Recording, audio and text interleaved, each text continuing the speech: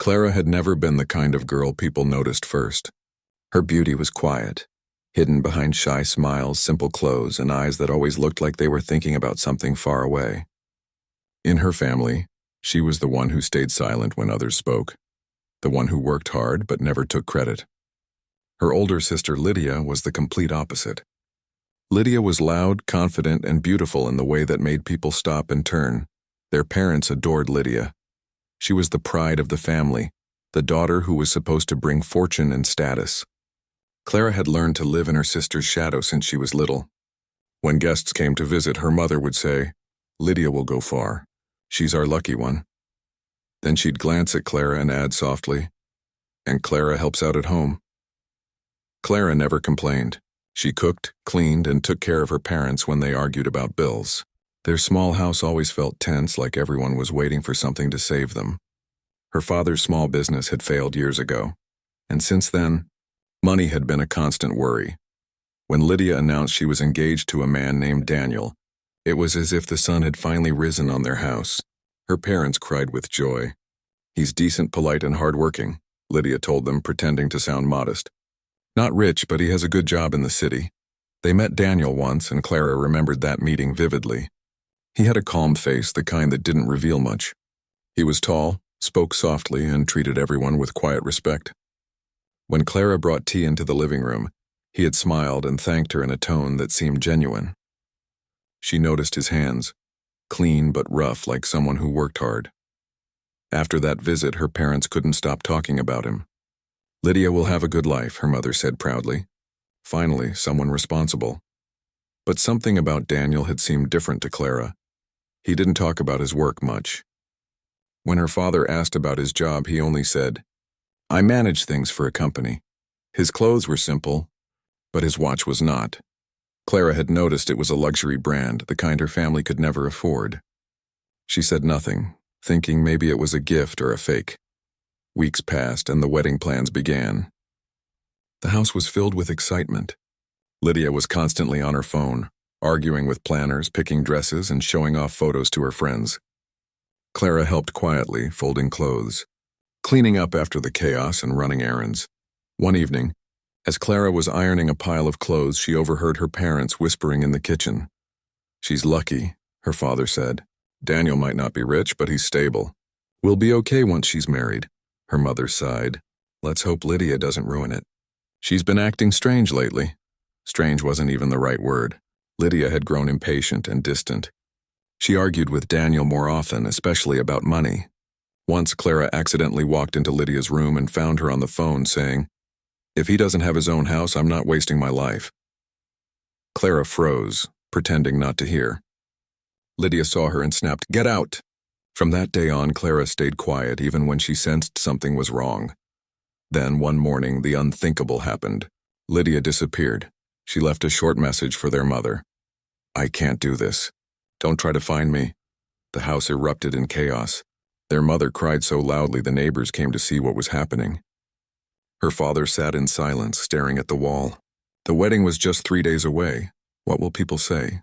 Her mother kept shouting, "We'll be ruined." Our name, our respect, everything. Clara stood in the corner, feeling invisible. She wanted to comfort them, but no words would come out. That evening, Daniel came to the house. His expression was calm, though his eyes looked tired. "I heard," he said quietly. "I didn't expect this." Her father tried to apologize. "Please understand, she's young and foolish. Maybe she'll come back." Daniel only nodded. "I understand." He stood up to leave, but her mother stopped him. "Please don't cancel the wedding yet. Give her a day or two. She might return once she calms down." Daniel agreed, though Clara could tell he didn't believe it. Days passed and Lydia didn't return. The whispers began in the neighborhood. Ugly, cruel words. The bride ran away, people said. Her family must have done something wrong. Her father couldn't go to work. Her mother stopped eating. The humiliation was unbearable.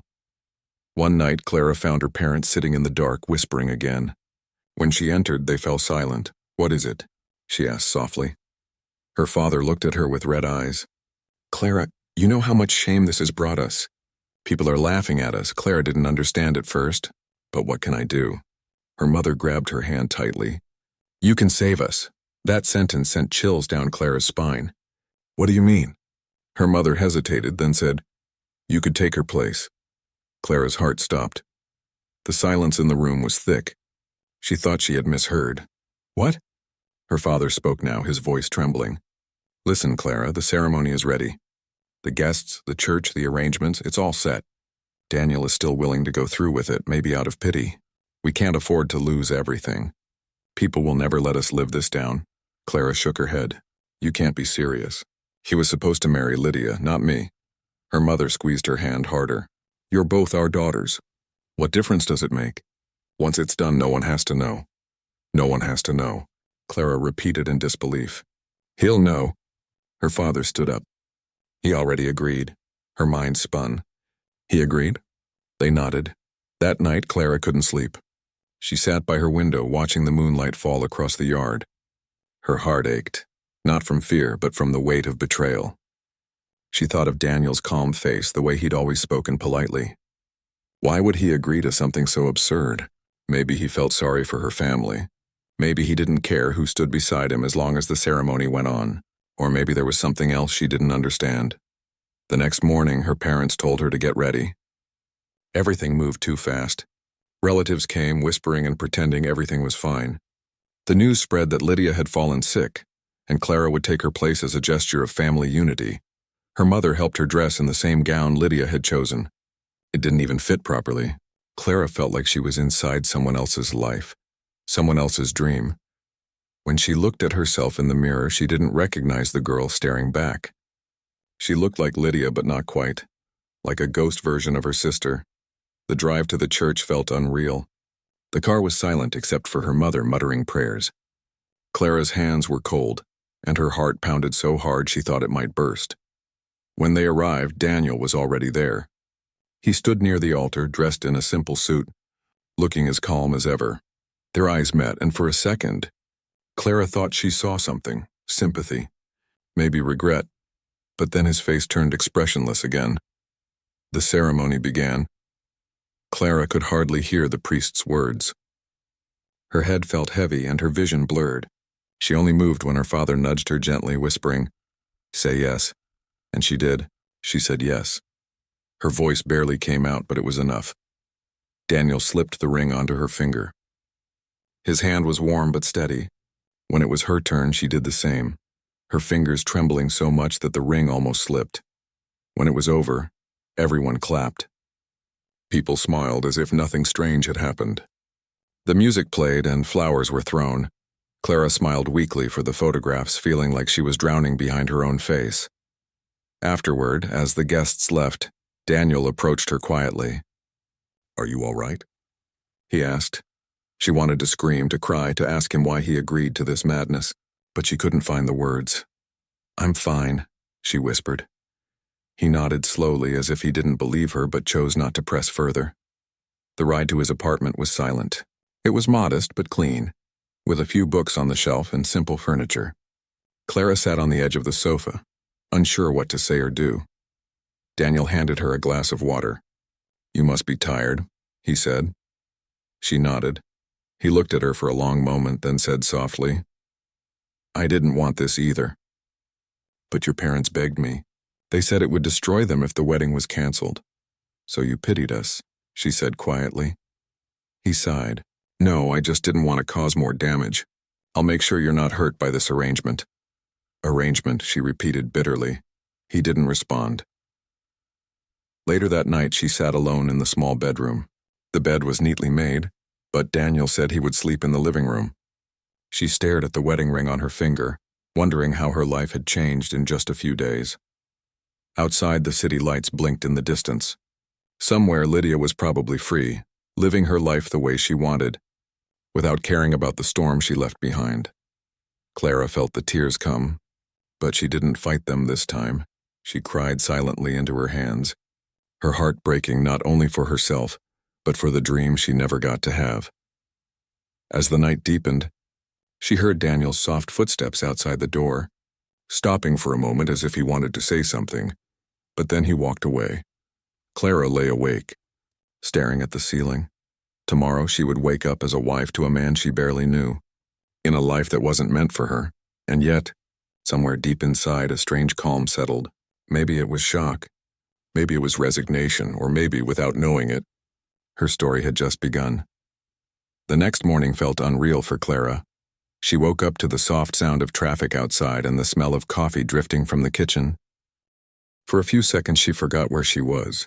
The bed wasn't hers, the room wasn't hers, and the ring on her finger reminded her that her life had changed overnight. She sat up slowly, still wearing the wedding bangles her mother had forced on her. Her eyes were swollen from crying the night before. When she walked into the kitchen, Daniel was standing by the window holding a cup of coffee. He turned when he heard her footsteps. "Good morning," he said quietly. Clara nodded. "Good morning." There was an awkward silence. He poured her a cup and placed it on the table. She whispered a thank you and sat down. Neither of them knew what to say. They were strangers tied together by something that neither of them had wanted. The air between them was heavy with unspoken thoughts. Daniel finally broke the silence. "I have to go to work soon," he said. "You can stay here. The keys are on the table. You can use whatever you need." Clara nodded again, unsure if she was supposed to respond with something more. Before leaving, Daniel paused by the door. "If you need anything, you can call me. The number is written on the notepad by the phone." And then he left. When the door closed, Clara felt the quietness of the apartment close in on her. She sat there for a long time, staring at the cup of coffee that had already gone cold. She looked around. The apartment was small but neat. There were a few plants by the window, a bookshelf with only a few novels, and a small framed photo of what looked like Daniel's parents. Everything was organized, simple, and clean, just like him. She didn't know what to do with herself. Back at home, she was always busy, cooking, cleaning, helping her mother. But here she felt lost. For the next few days, Daniel kept his distance. He left early for work and returned late at night. He was polite but quiet. They barely spoke, only exchanging short sentences like, "Did you eat?" or "I'll be late today." Clara tried to make herself useful. She cleaned the apartment, cooked dinner, and did the laundry. It was her way of coping, a way to fill the silence.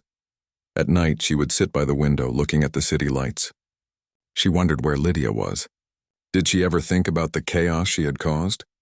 Did she know that her little sister was now married to the man she was supposed to marry? Her parents called a few times, but their tone was always the same, relieved that the wedding had happened, pretending everything was normal. "Be patient," her mother told her. "Daniel seems like a good man. Things will get better." But Clara didn't feel like things were getting better. She felt trapped. One evening, while she was making dinner, Daniel came home earlier than usual. He seemed distracted, his brow furrowed. He sat at the table, looking at his phone. "Is everything okay?"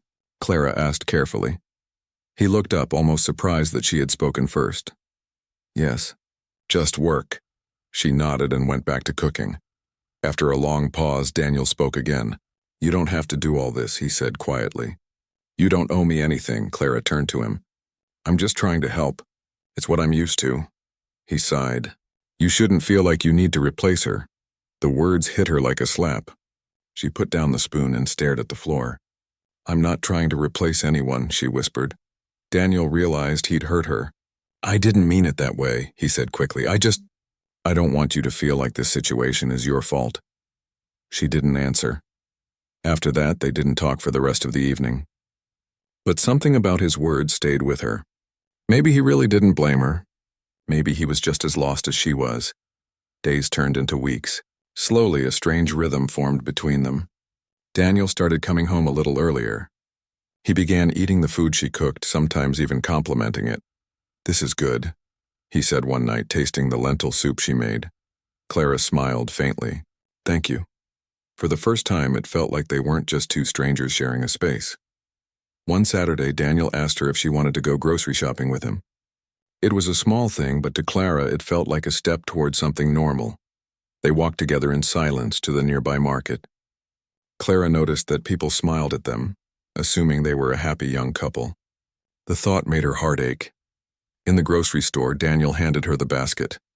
"You can pick what you like," he said. She hesitated. "I don't need much." "Still," he replied softly, "pick something for yourself."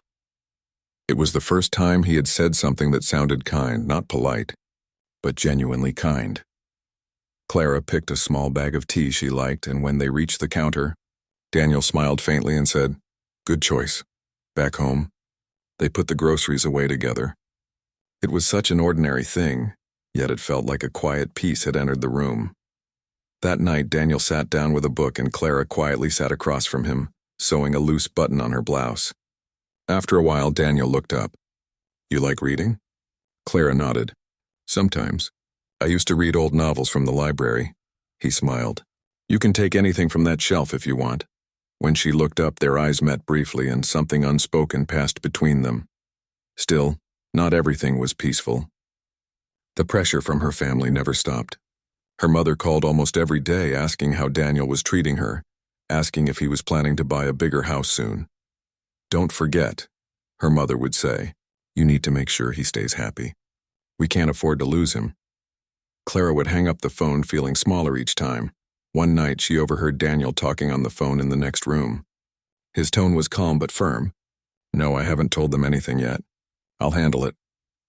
Clara couldn't hear the rest, but something about the way he spoke made her uneasy. Who was he talking to? What hadn't he told them?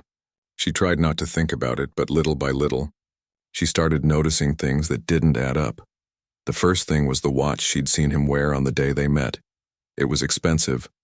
Definitely not something an ordinary office worker would buy. Then there were the phone calls he took in private, the way he sometimes dressed in clothes that didn't fit his simple lifestyle, and the occasional visitors who spoke to him respectfully, almost formally. One afternoon, when he was at work, Clara accidentally opened a drawer while cleaning and found a folder full of documents, property papers, bank statements, and company letters all under his name. Her hands trembled as she looked at them. Daniel wasn't an ordinary worker. He was something more. Someone with money, maybe even power. She closed the drawer immediately, her heart pounding. When he came home that night, she couldn't look at him the same way. Every gesture, every calm word now felt like part of a mystery she didn't understand. "Are you all right?" he asked, noticing her silence. "I'm fine," she said quickly. He studied her for a moment but didn't press further. Days passed and Clara kept the secret to herself. She didn't know what to think. Why would he pretend to live simply? Why would he hide something like that? One evening, as they were eating dinner, Daniel said quietly, "I might have to travel for a few days." "Where?" she asked. "Just some business meetings," he replied. There it was again, that word. Business. But he never said what kind of business. "Is it far?" she asked again. He hesitated. "Not too far." Clara nodded slowly. "Be careful then." He looked surprised by her concern. "Thank you," he said softly. After he left for his trip, the apartment felt empty again. Clara spent her time cleaning, reading, and thinking about everything that had happened in the last month. Sometimes she looked at their wedding photo on the table, her forced smile beside his calm expression. It didn't look like a happy picture, but there was something strange about the way he looked at her. His eyes weren't cold. They were searching for something. One night, Clara received a call from her mother. "How are you? Has he told you anything about his plans?" "No," Clara replied. "Why?" Her mother hesitated. "Some people said he might have more money than he shows. Maybe he's testing you. Maybe he wants to see if you're different from Lydia." Clara froze. "Testing me? What do you mean?" "I don't know," her mother said quickly. "But be smart, Clara. Don't make the same mistake your sister did." After she hung up, Clara sat there for a long time staring at the phone. The thought made her uneasy. Was that true? Was Daniel testing her? When Daniel returned 3 days later, he seemed tired but relieved. He placed his briefcase down and smiled faintly. "You kept the place neat as always." Clara smiled back politely. "Did everything go well?" "Yes," he said. "Better than expected." Then he took out a small box from his pocket and handed it to her. "I saw this and thought of you." Inside the box was a delicate silver bracelet. Clara looked at it, unsure what to say. "Why?" she whispered. Daniel shrugged lightly. "Because you deserve something nice." Her eyes filled with tears. It was the first gift anyone had given her just because they wanted to. Not because they had to. She put it on slowly. "Thank you," she said, her voice trembling. He smiled, the first real smile she had seen from him. "You're welcome." For the first time, the silence between them didn't feel heavy. It felt gentle. That night when Clara went to bed, she lay awake thinking about everything, her family, her sister, and the man who was slowly becoming more of a mystery with every passing day. She didn't know what the truth was yet, but one thing was certain. Her life was no longer the quiet, predictable one she had known. She was now part of something much bigger, something she didn't yet understand. And deep down, a part of her wanted to find out who Daniel really was, and why fate had chosen her, of all people, to be his wife. The days after Daniel's return felt different for Clara. There was something new in the air between them, something fragile but real. He spoke a little more, smiled a little more, and she found herself feeling less like a guest in his house and more like someone who belonged there, even if she still didn't fully understand why. Every morning, Daniel would leave for work, and Clara would wave from the doorway. Every evening he'd come home to find dinner ready and the small apartment glowing softly with light. Their words were still few, but there was warmth now, a kind of quiet friendship that neither of them planned but both seemed to need. Yet, deep inside, Clara couldn't forget what she had discovered. The expensive watch, the hidden documents, the way people treated him with such respect. She couldn't stop wondering who Daniel really was. One Sunday morning, he invited her to go out for a walk. It was the first time he had asked her to do something outside the house since their marriage. "There's a small cafe nearby," he said. "They make good tea. Thought you might like it." Clara hesitated, then nodded. She changed into a simple blue dress and tied her hair back. When she came out, Daniel looked at her for a moment and said, "You look nice." Her cheeks warmed. "Thank you." The cafe was quiet, filled with the soft sound of music and the smell of baked bread. They sat by the window, and for the first time, Clara felt like they were a normal couple. While they waited for their tea, Daniel said, "You've settled in well. I know this situation wasn't easy for you." Clara looked down at her hands. "It still feels strange sometimes. But I'm learning." He smiled gently. "You've handled everything with grace. Most people wouldn't have." She didn't know how to respond, so she just smiled faintly. When their tea came, Daniel took a sip and looked thoughtful. "There's something you should know," he began slowly. "About me." Clara's heart skipped a beat, but before he could continue, someone approached their table, a man in a suit. "Sir, I didn't expect to see you here," the man said respectfully. Daniel's expression changed slightly. "I'm just here for tea," he replied calmly. The man nodded politely, but his tone was filled with respect. Too much respect for someone who was supposedly just an office worker. "Of course, sir. Sorry to disturb you." After the man left, Clara looked at Daniel carefully. "He called you sir?" Daniel sighed softly. "He works with me. It's just a habit." She nodded, pretending to believe him, but the doubt in her heart grew stronger. On their way home, she couldn't stop thinking about it. The way the man spoke to him, the way Daniel's tone had changed. It all added up to a truth she could feel but didn't yet know. That night, while Daniel was in the shower, his phone buzzed on the table. Clara glanced at it without meaning to. The screen showed a message. "Meeting confirmed for Monday. Investors are ready." Her stomach twisted. Investors?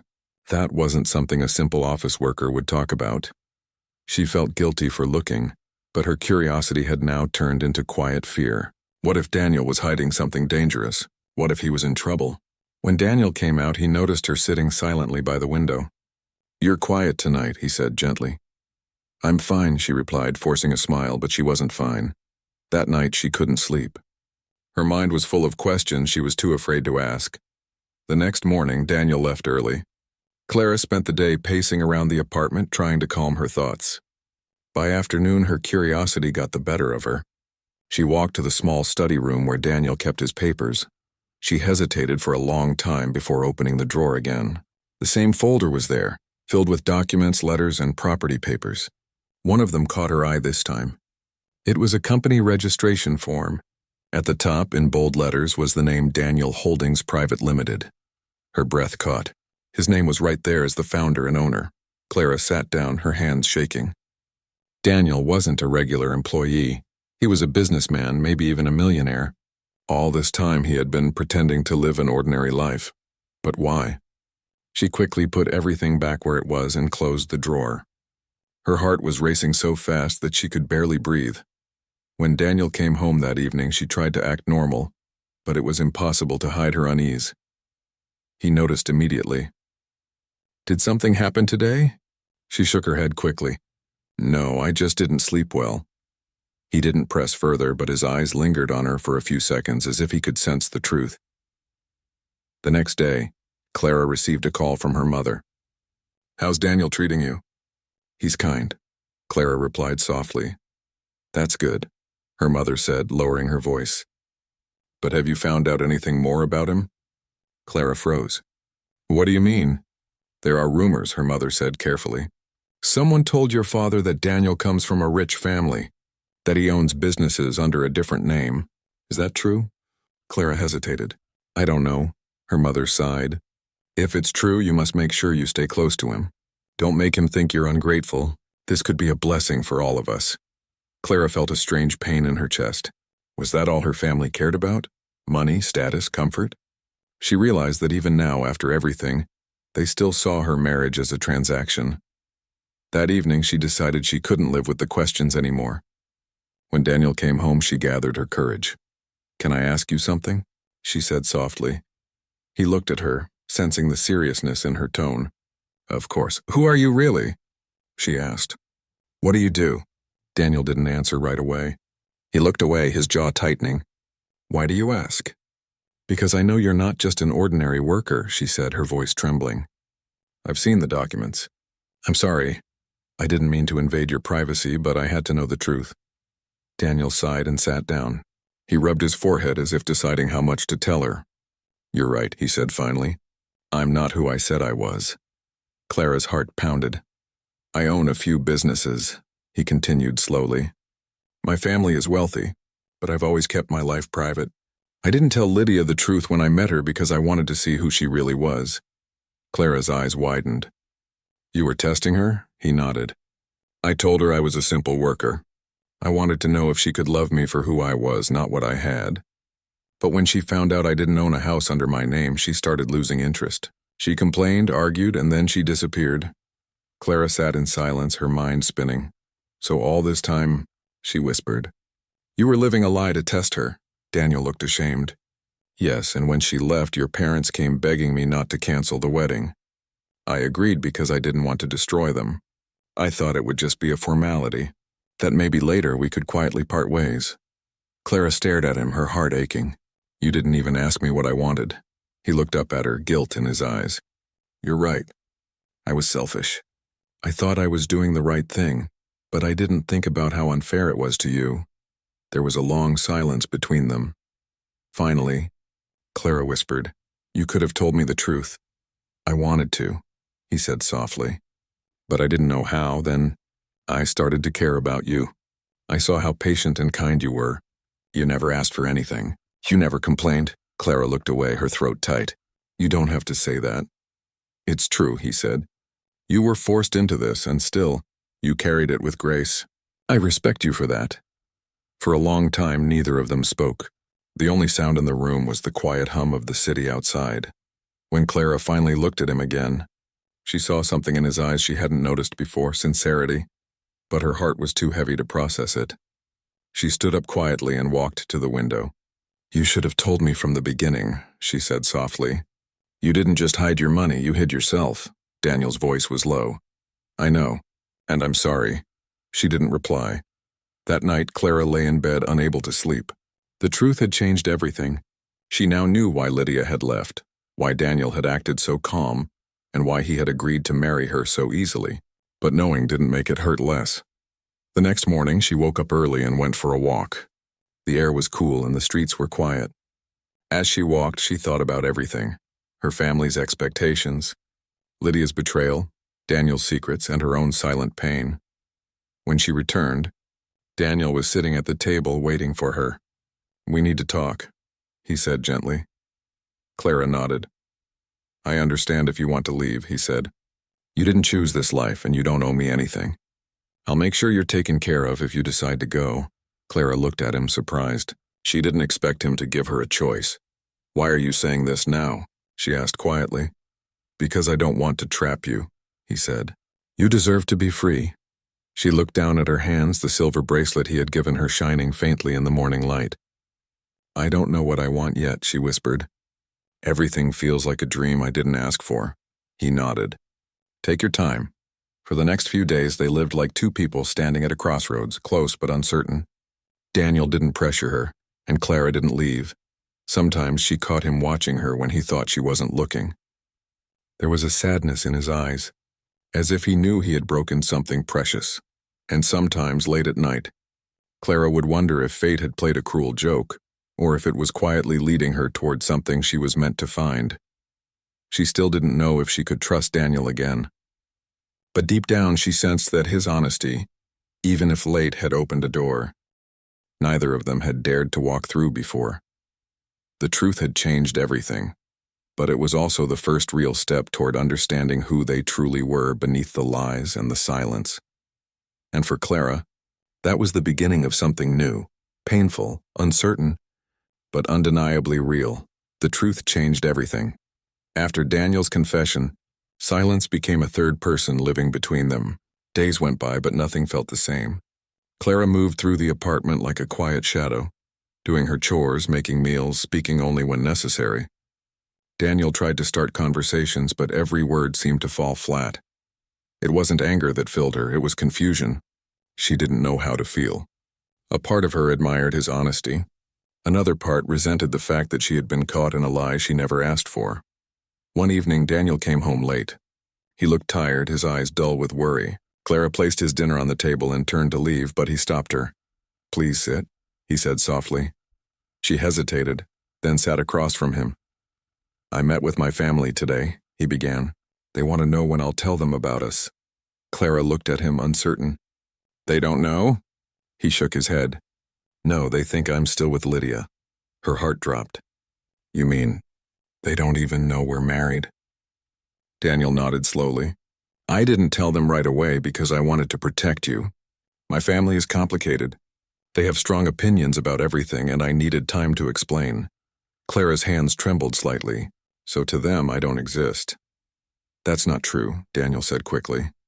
I'll tell them soon. I just wanted to do it the right way. She didn't respond. The food on the table grew cold. That night, Clara sat alone by the window again. The city lights blurred behind her tears. She wasn't angry at Daniel for being rich. She was hurt that she had become invisible in a story that was supposed to be her own life. The next morning, Daniel had already left for work. On the kitchen table, he had left a note. I'll fix this. Please trust me, she wanted to believe him. She really did. But that evening, everything changed. While she was folding clothes, the doorbell rang. When she opened the door, her mother stood there, her face pale and her eyes filled with panic. Mother? What are you doing here? Clara asked, startled. Her mother stepped inside quickly, looking around the apartment with curiosity and unease. So this is where he lives, she muttered. It's nicer than I imagined. Why are you here? Clara asked again. Her mother's voice dropped to a whisper. Your sister is back, Clara froze. What? Lydia came home yesterday, her mother said, wringing her hands. She knows everything now. Someone told her Daniel is actually rich. She's furious. Clara's stomach turned. Furious? Why? She's the one who ran away. Her mother sighed. She says she made a mistake. She wants to talk to Daniel. She says she still loves him. Clara stared at her in disbelief. She can't be serious. Her mother's eyes darted nervously. She says she will come here if she has to. Clara, you have to understand, this could destroy everything for us. You can't make her your enemy. Clara felt her heart beating fast. She abandoned him. She abandoned all of us. And now she wants him back because she found out he's rich? Don't talk like that, her mother scolded softly. You know how your sister is. She always gets what she wants. Please don't make this worse. Try to be understanding. Clara could hardly believe what she was hearing. You want me to step aside for her again? Her mother looked away. We can't afford to lose Daniel. He could help our family.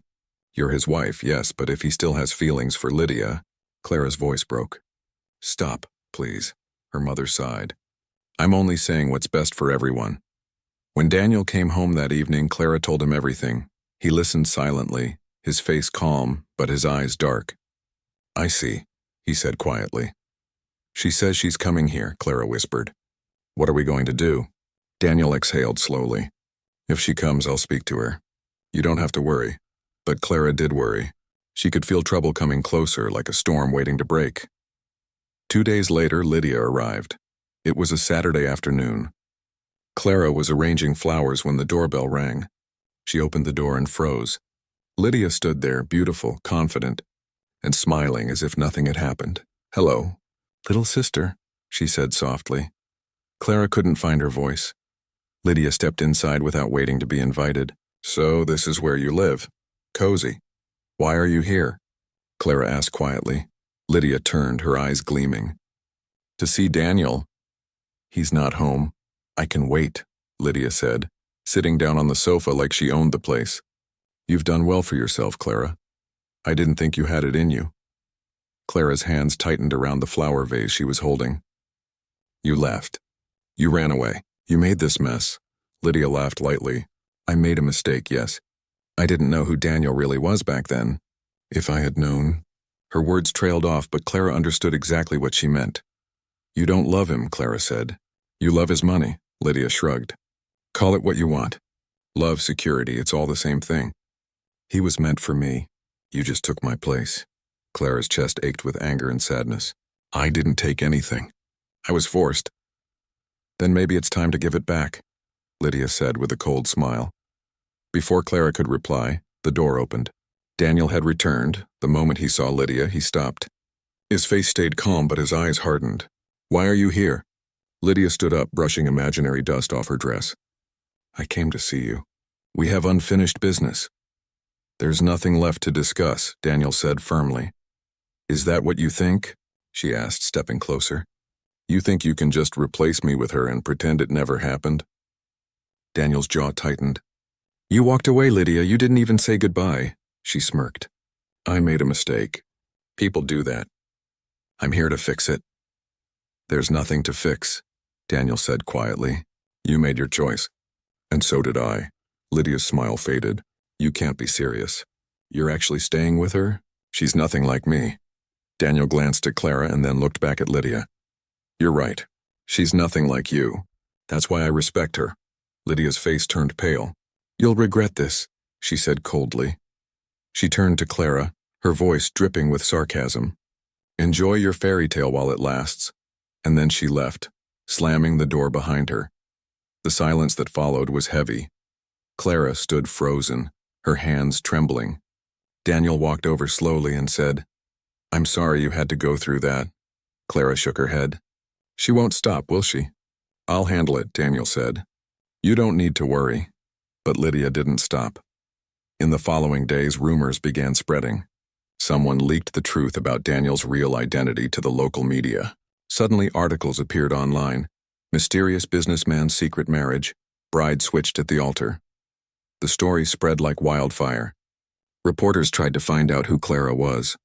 Some even came to their apartment building asking neighbors questions. Clara felt her world collapse. Everywhere she went, people whispered. Some pitied her. Others mocked her. Daniel did everything he could to protect her, but the damage was done. "I'll find out who leaked this," he said one night, his voice tense. Clara didn't need to ask. She knew it was Lydia. Her parents called constantly, panicking. "People are talking about us," her mother cried. "The neighbors won't stop asking questions.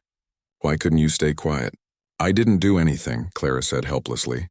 "Well, fix it," her mother shouted. "Talk to Daniel. Make him stop the rumors. This family can't survive another scandal." After she hung up, Clara sat in silence. It was all too much. Her family's pressure, Lydia's cruelty, the public's gossip. That night, Daniel found her sitting alone on the balcony. "You shouldn't listen to them," he said softly. "They don't know the truth." She looked at him, tears in her eyes. "But they're not wrong. I was never supposed to be your wife." Daniel stepped closer. "Maybe not at first, but now you are. And I'm glad." She shook her head. "You don't have to say that." "I'm not saying it because I have to," he said. "I'm saying it because I mean it." For the first time in weeks, Clara felt warmth in his voice. Real warmth. The next day, Daniel decided to speak publicly. He released a short statement confirming their marriage and asking people to respect their privacy. He said he was proud to call Clara his wife. The word spread quickly. Some people criticized him, but many admired his honesty. Slowly, the noise began to fade. Clara's family, however, didn't see it that way. When her mother called again, her tone was sharp. "You've ruined us. Everyone knows now. No one will respect our family anymore." Clara listened quietly, her heart heavy. When her mother finally paused, she said softly, "Maybe it's time I stopped living for everyone else's respect." Her mother didn't respond. She just hung up. That night, Clara packed a small bag. When Daniel came home, he found her by the door. "Where are you going?" he asked, alarmed. "I need time," she said. "To think. To breathe. I can't stay here right now." Daniel's expression softened. "If that's what you need, I won't stop you. But please, be safe," she nodded. "Thank you." As she walked out, Daniel's voice stopped her. "Clara," he said quietly, "no matter what happens, you're not just part of my story, you're the best part of it."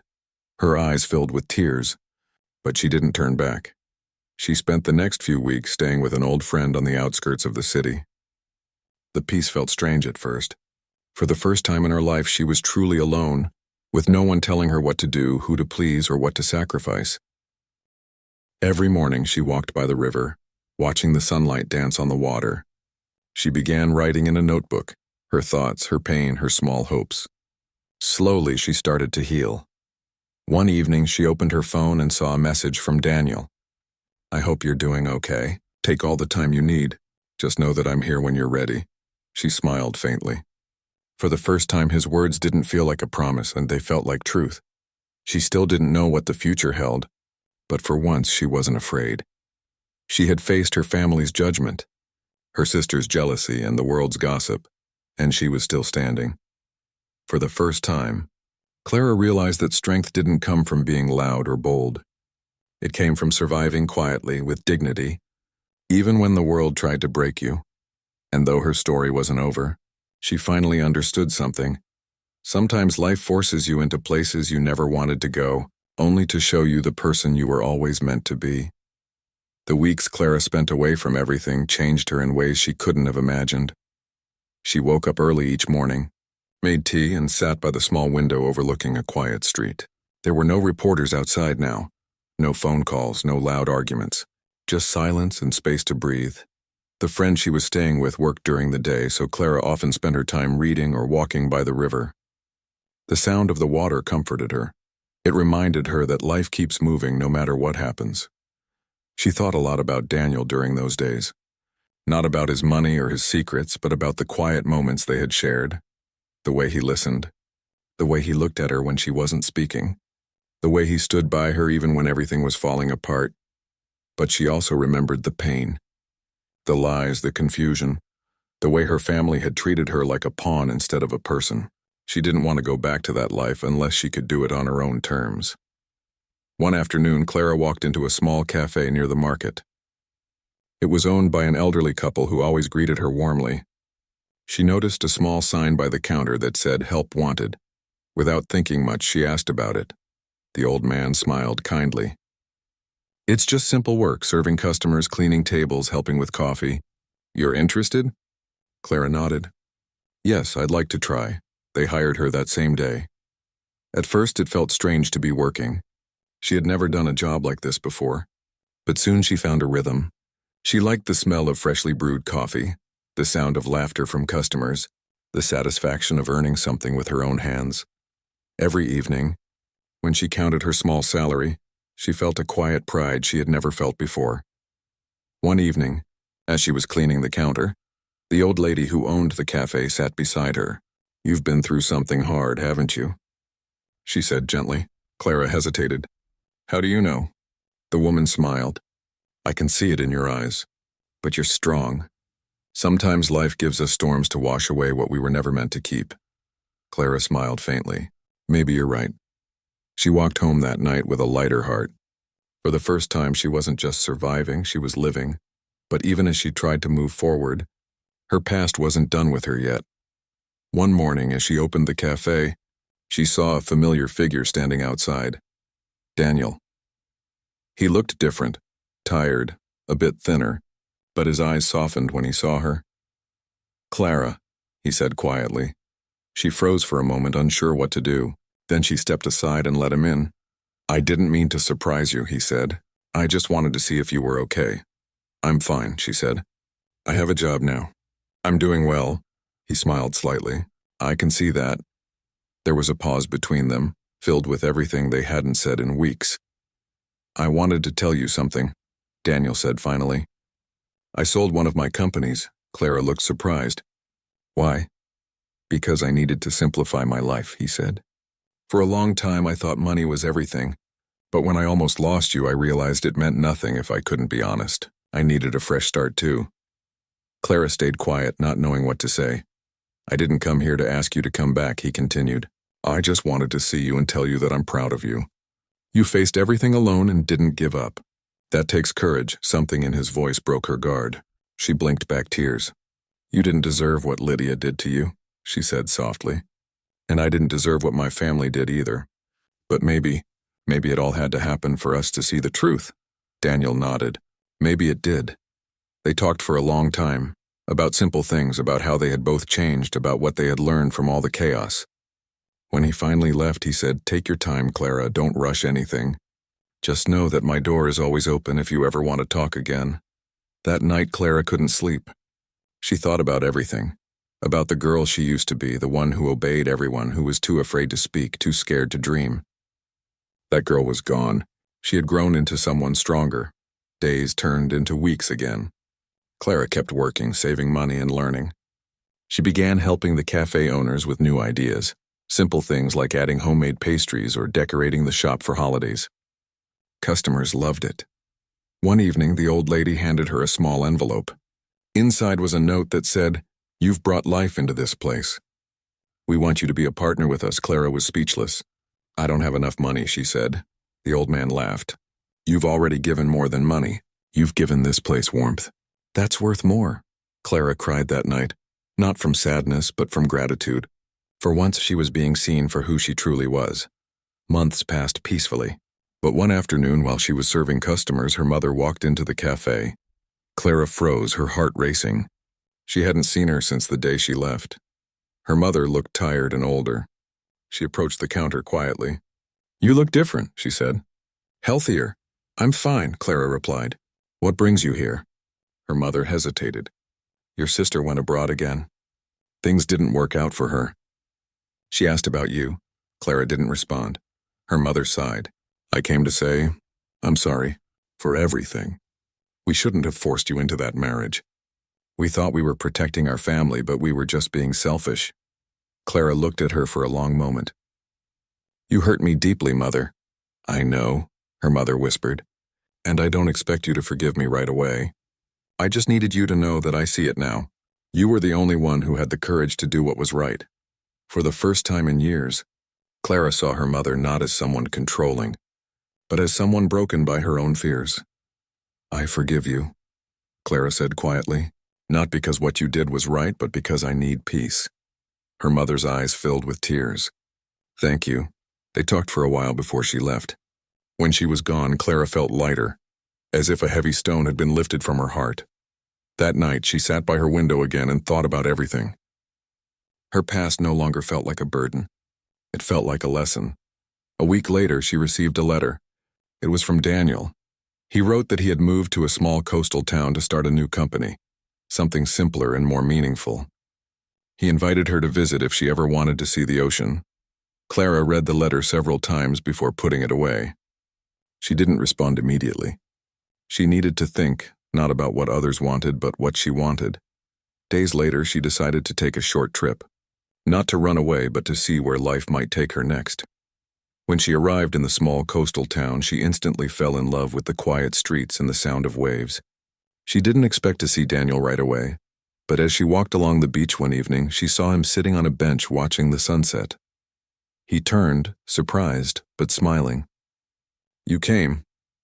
"I needed to see the sea," she said with a shy smile. They walked together along the shore, the sand soft beneath their feet. "I'm glad you're here," Daniel said after a while. "Not because I want to go back to the way things were, but because maybe we can start fresh, different, honest." Clara nodded slowly. "I think I'd like that." They sat by the water watching the sky turn golden, then pink, then deep blue. Neither spoke for a long time. They didn't need to. It wasn't a grand ending, not a fairy tale with castles and fireworks. It was something quieter, something real, a second chance built on truth instead of lies. Over the next few months, Clara stayed in the town. She helped Daniel with his new business, and he helped her open a small cafe by the beach. Together, they created a simple life, one filled with hard work, laughter, and peace. Sometimes people from the city would recognize them and whisper about the scandal from years ago, but neither of them cared anymore. They had both learned that people will always talk, but happiness doesn't come from pleasing others. It comes from living honestly. One afternoon, as they were closing the cafe, Daniel looked at her and said, "Do you ever regret how things started?" Clara smiled softly. "No. If it hadn't happened that way, I wouldn't have found myself. And maybe I wouldn't have found you." He smiled too. "You've changed me, Clara." "And you've taught me what real respect looks like," she replied. They stood together by the door, watching the sea. The waves rolled in and out like time itself, endless, patient, and forgiving. Clara took a deep breath. The air was warm, the sky painted with the colors of evening. She realized something in that moment. Life had taken her through heartbreak, humiliation, and loss, but it had also given her strength, independence, and love that grew from honesty. Her story wasn't about a forced marriage anymore.